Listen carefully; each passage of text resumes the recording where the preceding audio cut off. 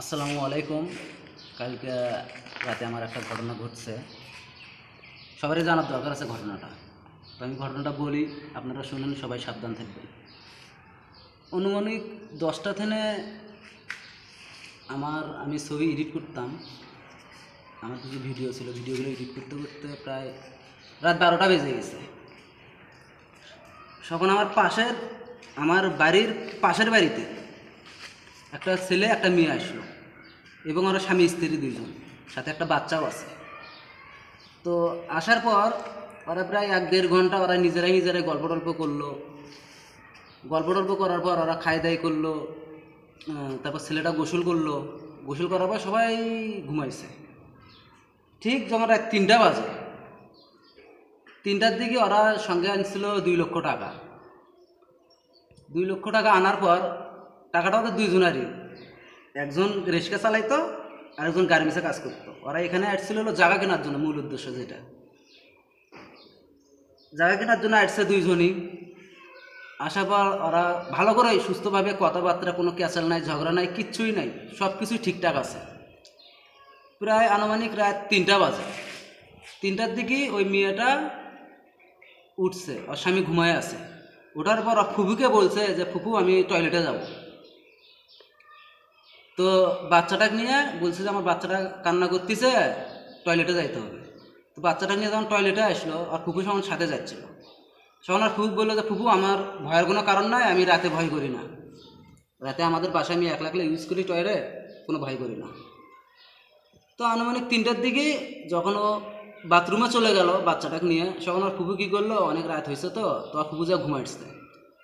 ঘুম আসার পর প্রায় 5 থেকে 7 মিনিট পর আর ফুপুর ঘুম ধরে গেছে। ধরে যাওয়ার পর ও নাই, নিখোঁজ নিখোঁজ নিখোঁজ নিখোঁজ, কই গেল। তখন সবাই উটকাচ্ছে ওকে। ওর স্বামী ঘুমে আসার পর ওর স্বামীকে ডাক দিয়ে দেখে যে 2 লক্ষ টাকার ভেতর 50,000 টাকা থুয়ে গেছে, আর 1.5 লক্ষ টাকা নিয়ে ও পালে গেছে। এখন পালে যাওয়ার পর ওর স্বামী তো যেহেতু দিন রোজগার কামাই করে, রিক্সা চালায়, রিক্সা চালকের টাকার তো অবস্থা জানেনি সবাই। ওর স্বামী আমাদের বোনারপাড়া পুরো স্টেশন খুঁজছে, রেলগেট খুঁজছে, অনেক জায়গায় খুঁজছে, খুঁজে পাইনি। না বা ওর স্বামী তো হাত পাও কাঁপি এবং কান্না করতেছে। তো আমরা সবাই গেলাম, যা দেখলাম যে এই পরিস্থিতি। তো আমার মনে হয় যে মেয়েটার কোনো জায়গায় পরকীয়া আছে।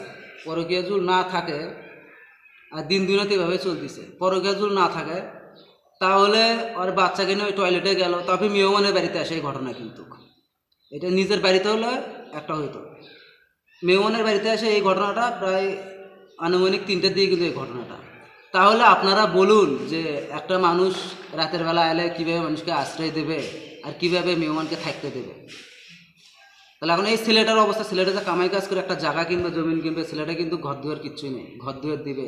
এখন এই ছেলেটার অবস্থা কীরকম? তাহলে আমরা মহিলা মানুষকে কীভাবে বিশ্বাস করব? সবারই তো মা বোন আছে, আর সবাই তো এক ধরন না। কিছু কিছু মেয়ে আছে, কিছু কিছু মেয়ের জন্য কিন্তু আমাদের সমাজটার এই গতি আজকে। তুই যাবি, চলে যা, তোর ভাল লাগিচ্ছে না, তুই ডিভোর্স দিয়ে তুই চলে যা। তুই গেলে ছেলেটার টাকা পয়সা সব নিয়ে গেল, ছেলেটার অবস্থা কী হবে?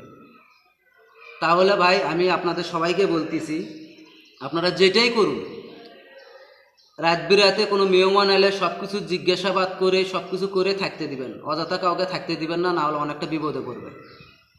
আর এই ঘটনাটা কিন্তু আমাদের বোনারপাড়ায় ঘটছে। এই কারণে ভাই সবাই সাবধানে থাকুন, সবাই ভালো থাকুন। আসসালামু আলাইকুম।